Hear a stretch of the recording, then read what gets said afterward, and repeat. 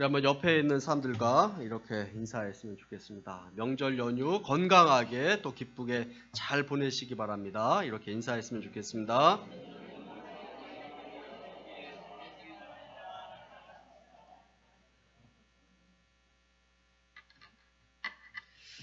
어떤 그림을 그리는 사람이 있었습니다. 그 사람은 이 세상에서 가장 아름다운 그림을 그리겠다고 이제 길을 떠났습니다.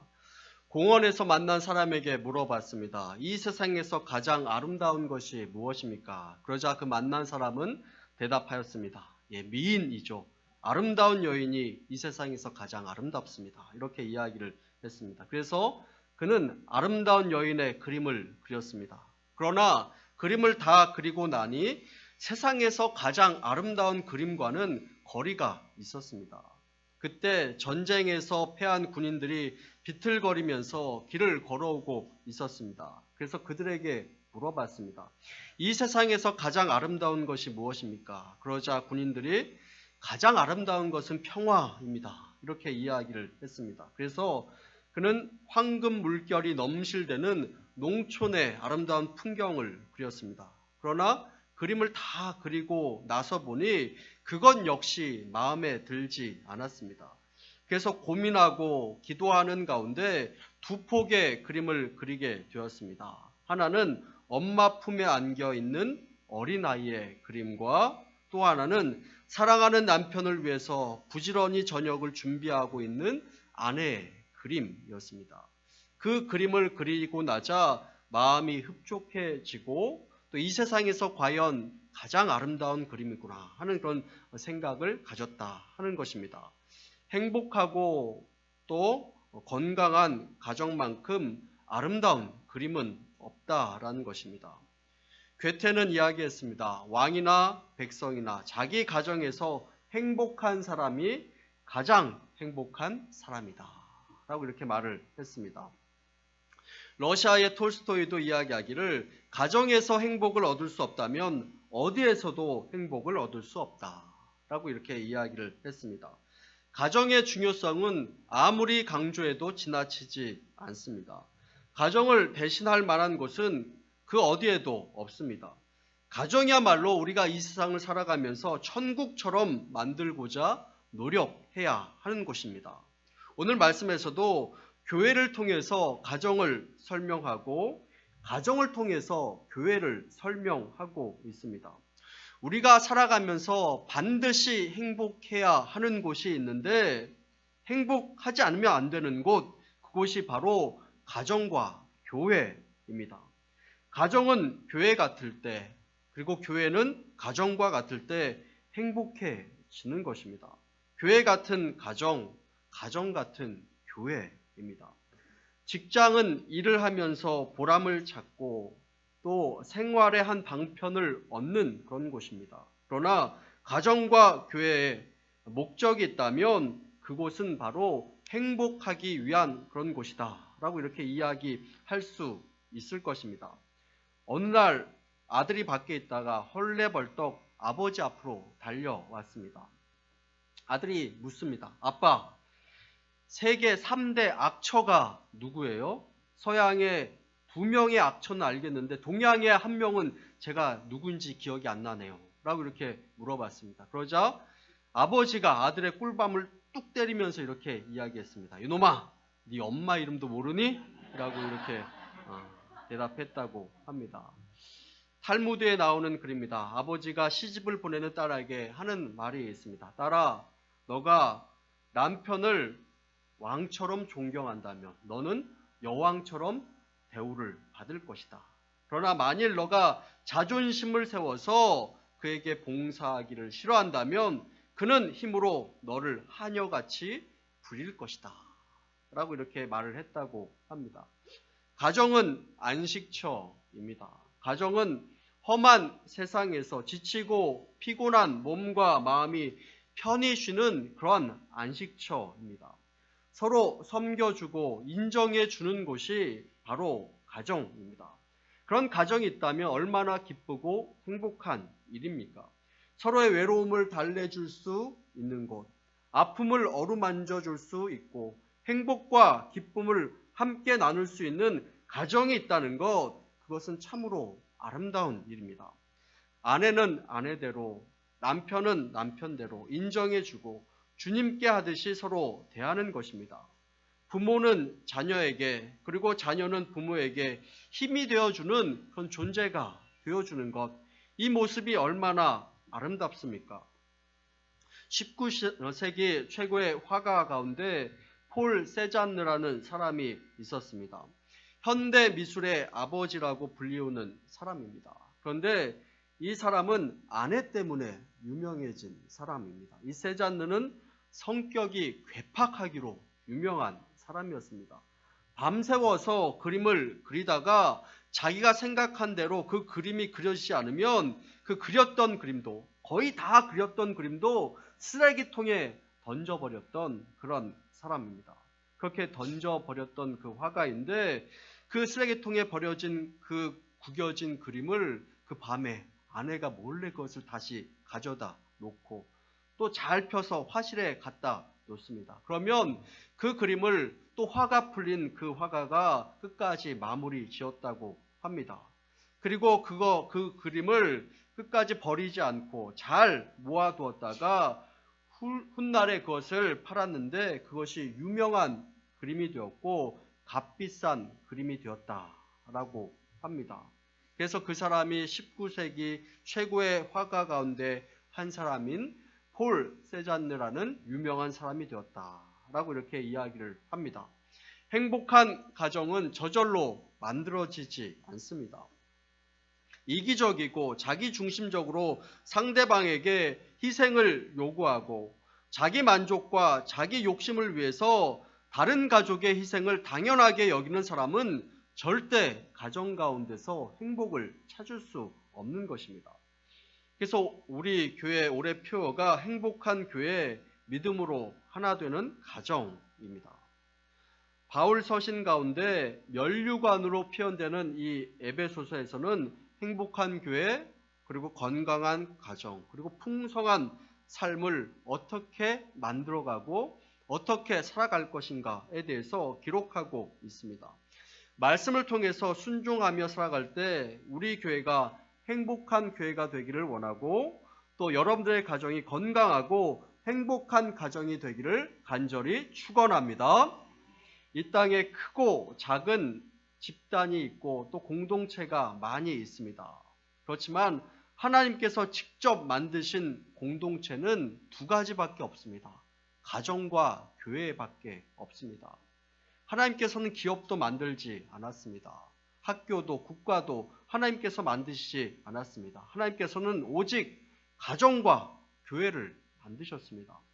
에덴 동산의 아담과 하와를 통해서 가정을 만드시고 골고다 언덕에서 예수님의 옆구리에서 흘린 그 핏자국에서 흘린 그 물과 그 피로 말미암아서 교회가 세워졌습니다. 하나님께서는 가정과 교회를 이 세상 가운데 세우시고 만드셨습니다. 하나님께서는 행복의 비밀을 가정 안에 숨겨 두셨습니다. 이 세상에서 아무리 성공한 사람이라고 할지라도, 아무리 명예가 높고 부유한 사람이라고 할지라도, 또 많은 존경을 받고 있는 그런 사람이라고 할지라도 하나님께서 가정 가운데 숨겨 놓으신 이 행복의 비밀을 깨닫지 못한다면 아직까지 그 행복을 모르는 사람입니다. 하나님께서는 진정한 행복을 가정 안에 숨겨 놓으셨고 가정 안에서 그 행복을 누리도록 하셨습니다. 가정은 하나님께서 인간에게 내려주신 최고의 축복이다라고 이렇게 말씀드릴 수 있을 것입니다. 괴로울 때 눈물로 서로 감싸주고 즐거울 때 함께 손잡고 웃어줄 수 있는 곳, 그것이 바로 가정입니다. 그리고 하나님께서는 구원과 축복의 비밀을 교회 안에 숨겨 놓으셨습니다. 그래서 에베소서 5장 32절 말씀에 보면 우리 함께 읽어보도록 하겠습니다. 자, 시작. 라고 이렇게 말씀하고 있습니다. 노만 빈센트 필 목사님은 때로는 교회가 부패하고 허물과 모순투성이로 보일 수 있으나 우리의 구원과 희망이 실현되는 곳은 오직 교회뿐이다 라고 이렇게 말을 했습니다. 오늘 말씀에도 보면 교회가 얼마나 소중한 곳인가 하는 것을 자세하게 설명하고 있습니다. 우리 에베소서 5장 25절부터 27절까지의 말씀을 다시 한번 읽어보도록 하겠습니다. 자, 시작.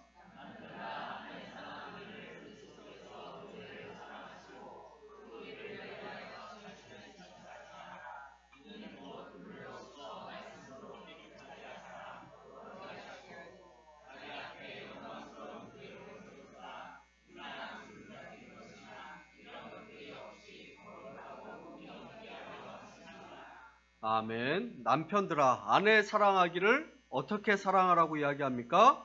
그리스도께서 교회를 사랑하시듯이, 교회를 위해서 목숨을 바치듯이 사랑하라 라고 이렇게 말씀하고 있습니다. 예수님의 유일한 애인이 있다면 바로 교회입니다. 예수님께서는 교회를 위해서라면 자신의 모든 것을 내어줄 만큼, 그리고 자신의 생명까지도 내어줄 만큼 교회를 끔찍하게 사랑하셨습니다. 여러분들에게도 이런 교회 사랑이 있게 되기를 간절히 소원합니다. 그리고 26절 말씀에 보면 교회를 위해서 씻는다, 깨끗하게 한다, 거룩하게 한다 라고 이렇게 말씀하고 있습니다. 이것이 무슨 말씀입니까? 교회가 늘 새롭게 씻겨야 할 만큼 흠이 많다라는 그런 이야기입니다. 그렇습니다. 교회는 사람들이 모이는 곳이기 때문에 흠도 많을 수밖에 없고 티도 많을 수밖에 없습니다. 그러나 깨끗하게 하지 않고서 언제나 때 묻은 모습으로 있어서는 안 되는 것입니다.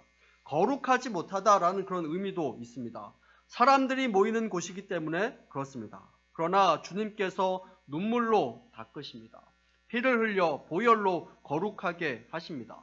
말씀으로 깨끗하게 다듬어 가십니다. 하나님 앞에 영광스러운 교회로 세워주시고자 하는 것입니다. 티나 주름 잡힌 것이나 이런 것들이 없이 언제나 거룩하고 흠이 없는 교회로 만들어 주시고자 하는 것입니다. 교회는 예수님의 유일한 희망이요 꿈입니다. 주님께서 재림하시는 날, 우리 주님께서 찾아오실 때 신랑으로 오시는 예수님 앞에 단장하고 예쁘게 서 있어야 할 신부가 있습니다. 누구입니까? 바로 우리들입니다.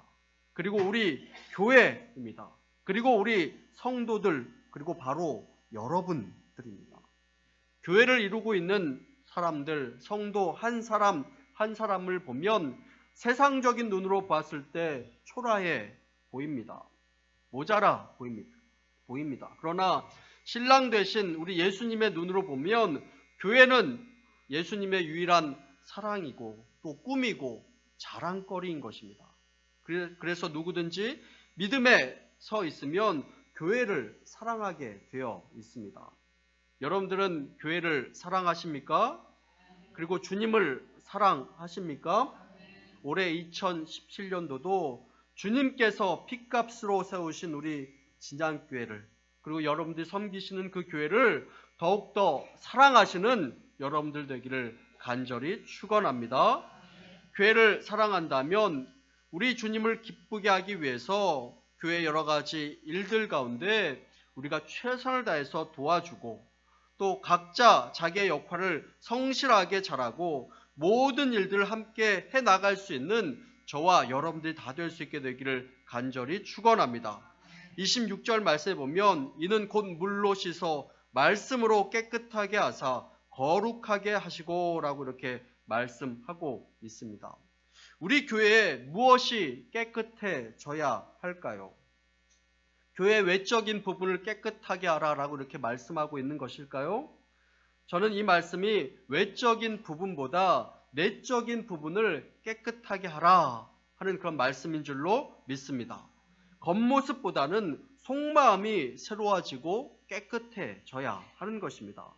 말씀을 더욱더 사모하고 기도에 더욱더 열심을 내고 좌로나 우로나 흔들리지 않고 오직 주님만 바라봄으로 든든하게 서가는 행복한 교회, 그리고 기쁨과 즐거움이 넘치고 행복하고 건강한 그런 가정, 그런 가정을 만들어갈 수 있게 되기를 간절히 소원합니다. 부부가 함께 살아가는 것도 마찬가지입니다. 결혼식을 했다라고 해서 바로 부부가 되는 것은 아닙니다. 부부가 되기로 시작한 날이 바로 결혼식 하는 날입니다. 완성이 아니라 출발하는 것입니다. 부부로서의 완성이 아니라 부부로서 출발하는 것입니다. 가만히 있는다고 해서 저절로 부부가 되는 것이 아닙니다. 결혼만 하면 저절로 부부가 되는 것이 아니라 부부가 되기 위한 첫걸음을 떼는 것입니다. 부부는 마주보고 누우면 한 몸이지만 등을 맞대고 돌아 누우면 지구를 한 바퀴 돈 다음에야 만날 수 있는 것이 바로 부부입니다. 노력하지 않으면 부부간의 관계도 어려워집니다. 행복을 위한 노력과 대가를 지불해야 건강하고 아름다운 가정을 만들어 나갈 수 있는 것입니다. 행복한 교회가 되기 위해서도 마찬가지입니다. 교회에 등록하고 예배에 참석한다고 해서 끝나는 것이 아닙니다. 행복한 교회가 되고 행복한 교회 생활을 하기 위해서는 그만한 대가를 지불해야 하는 것입니다. 말씀에 의지하며 살도록 노력하고 주님 앞에 나와 열심히 기도하고 노력하고 서로 섬기며 아름다운 관계를 맺기 위해서 노력했을 때 행복한 교회를 만들어 나갈 수 있는 것입니다. 행복은 예술 작품을 만드는 것과 같다라고 이렇게 이야기를 합니다. 한 예술가가 예술 작품을 만들기 위해서 얼마나 오랜 시간을 노력하고 애를 써서 그 작품을 만들어 냅니까? 이렇게 행복을 만들어 나가는 것도 하루아침에 되는 것이 아닙니다.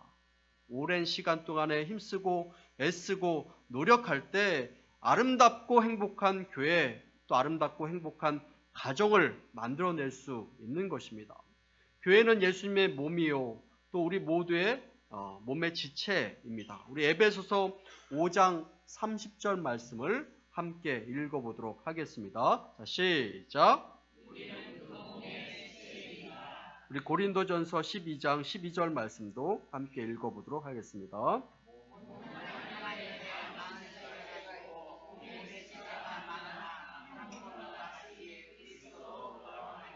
아멘. 우리는 절대 혼자 존재할 수 없습니다. 신앙생활도 절대 혼자 할 수 없습니다. 교회를 떠나면 혼자 신앙생활을 자유롭게 할 수 있을 것이다 라고 이렇게 생각할 수도 있을 것입니다. 그러나 그렇지 않습니다. 절대 그 신앙은 오래가지 못합니다. 신앙은 마치 모닥불과 같아서 작은 모닥불이라도 하나, 둘, 셋, 넷 이렇게 모이다 보면 서로를 데워주고 서로를 태워줍니다. 서로에게 불을 나눠줍니다. 그리고 서로의 불을 더욱더 크게 만들어줍니다. 우리들의 신앙의 불도 마찬가지입니다. 여럿이 함께 모여서 신앙생활을 해나갈 때 그 불길이 더욱더 커지는 것을 우리가 경험하게 됩니다. 그러나 하나 둘씩 뿔뿔이 흩어지기 시작하면 그 불은 금세 꺼져버리고 마는 것입니다.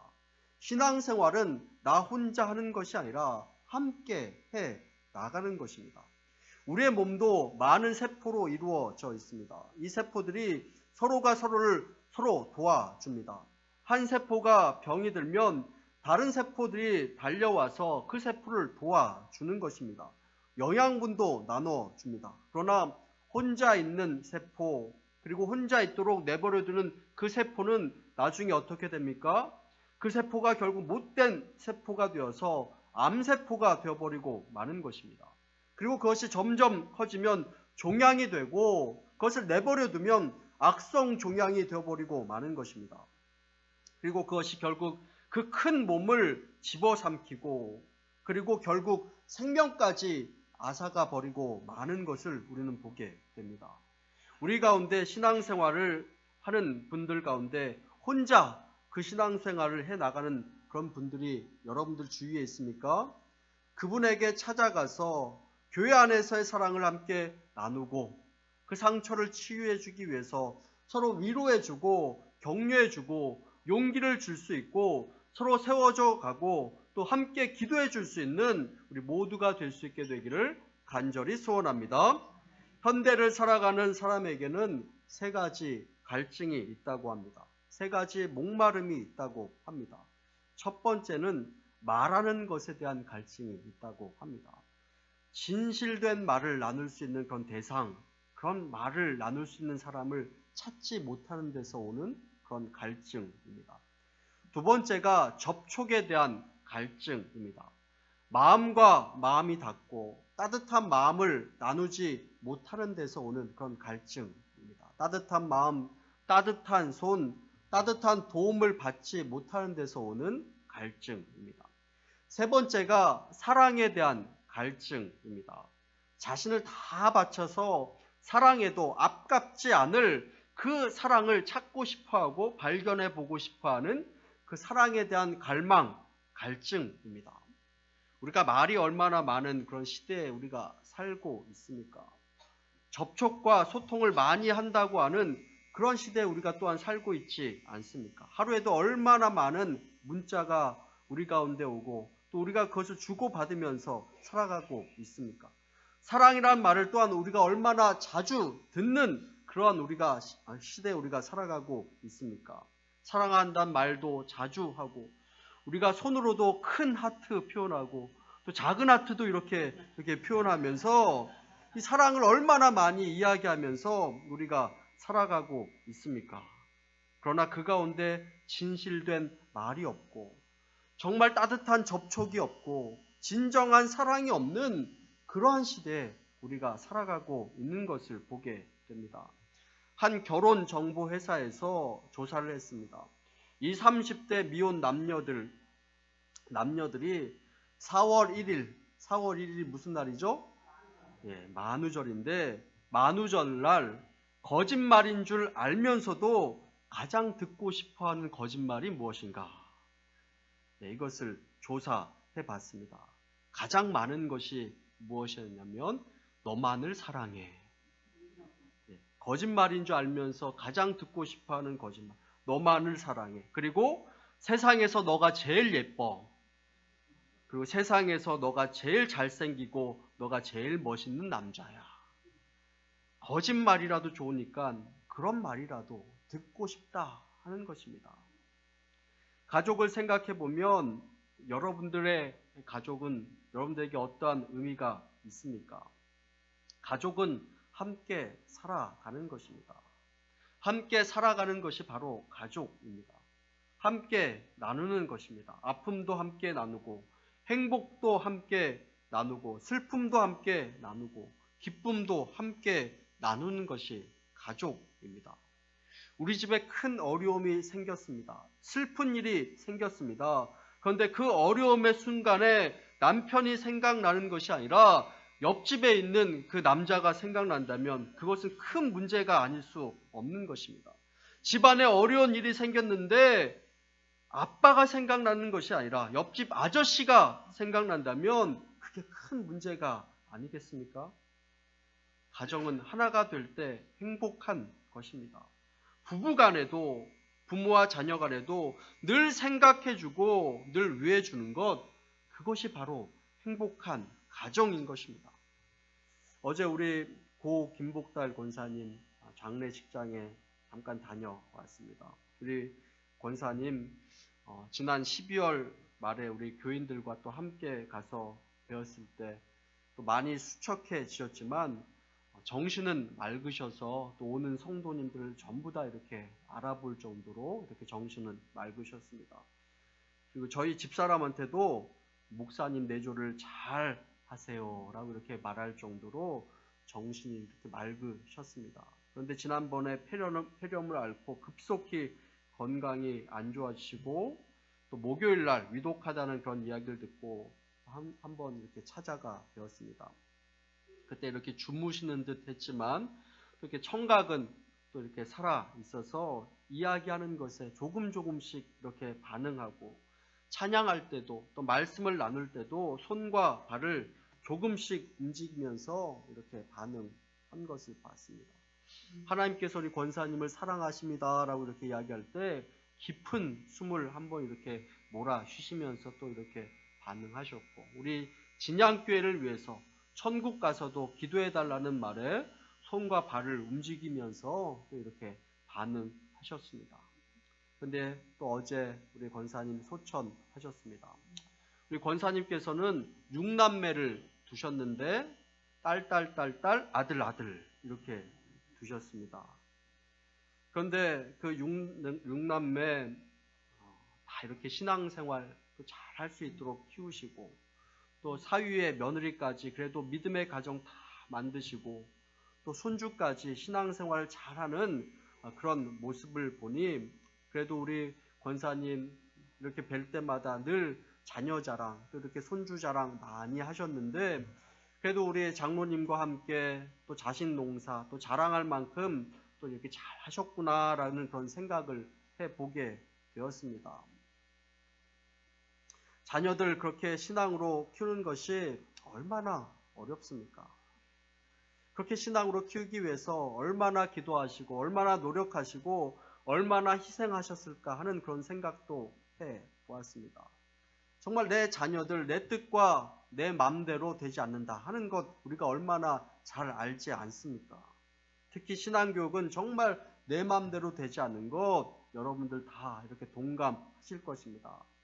저는 아직 우리 자녀들이 다 하나님께로 돌아가지 않은 그런 가정들이 있다면 또 반드시 기도함으로 다 하나님께 돌아올 줄로 믿습니다. 그것을 위해서 좀 더 기도하시고 좀 더 희생하시고 좀 더 애쓰시기를 바랍니다. 여러분 행복한 교회, 행복한 가정을 원하십니까? 주님의 몸된 교회를 더욱더 사랑하십시오. 주님께서 세우신 가정을 위해서 더욱더 사랑하시고 힘 쓰십시오.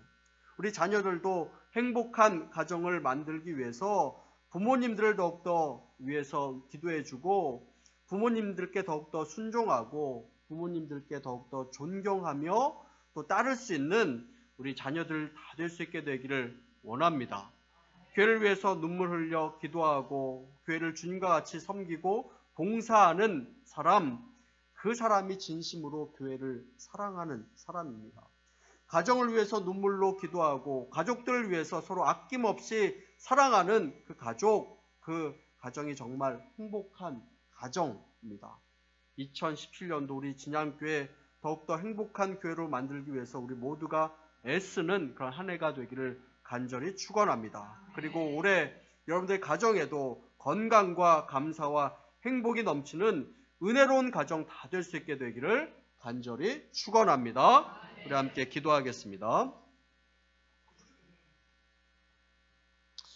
다 함께 기도할 때 우리 한번 옆에 있는 가족들 손을 잡고, 가족이 아니더라도 우리 교회 공동체니까 옆에 있는 사람의 손을 한번 좀 잡아 보도록 하겠습니다. 그리고 함께 격려하며 축복하며 기도하기를 원합니다. 우리 손을 잡고 함께 기도하겠습니다. 하나님께서 주님의 피 흘리심으로 세우신 교회 가운데 은혜를 주옵소서. 우리 교회가 더욱더 행복한 교회 될 수 있도록 인도하여 주옵소서. 교회를 더욱더 사랑하고 섬기고 봉사하도록 인도하여 주옵소서. 옆에 있는 주님의 지체들 더욱더 사랑할 수 있도록 인도하여 주옵소서.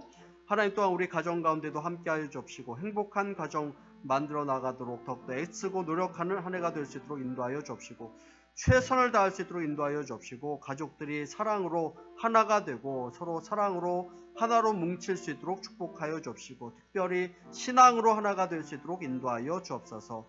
가족의 복음화를 꼭 이루는 한 해가 될 수 있도록 인도하여 주옵시고 믿지 않는 가족들이 반드시 주님 앞에 돌아오는 한 해가 될 수 있도록 축복하여 주옵소서. 이렇게 우리 서로 옆에 있는 사람들 격려하며 또 우리 합심으로 기도하도록 하겠습니다. 다 함께 기도하겠습니다. 사랑해 주님 감사드립니다. 우리가 함께 마음을 모아서 또한 이렇게 기도할 수 있도록 인도하여 주시니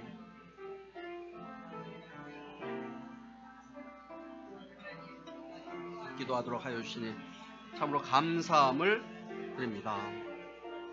하나님 축복하여 주옵소서. 인도하여 주옵소서. 주님께서 인도하여 주옵소서. 하나님께서 주님의 피 흘리심으로 세우신 교회 가운데 은혜를 더하여 주옵시고 우리 교회가 행복한 교회가 될 수 있도록 인도하여 주옵소서. 그를 더욱더 사랑하게 하여 주옵시고 섬기고 봉사할 수 있도록 또 그렇게 노력할 수 있도록 인도하여 주옵시고 옆에 있는 주님의 지체들을 더욱더 사랑하며 섬길 수 있도록 인도하여 주옵소서. 또 우리 가정 가운데도 함께하여 주옵시고 행복한 가정 만들어 나가는데 애쓸 수 있도록 축복하여 주옵소서. 우리 가족들이 하나가 될 수 있도록 인도하여 주옵소서. 서로 사랑으로 하나로 또 뭉칠 수 있도록 인도하여 주옵소서. 아버지 하나님께서 함께하여 주옵시고 가족의 복음화를 꼭 이루어가는 한 해가 될 수 있도록 인도하여 주옵소서. 믿지 않는 가족들이 반드시 주님 앞에 돌아오는 그 한 해가 될 수 있도록 축복하여 주옵소서. 아버지 함께하여 주옵시고 도와주옵소서.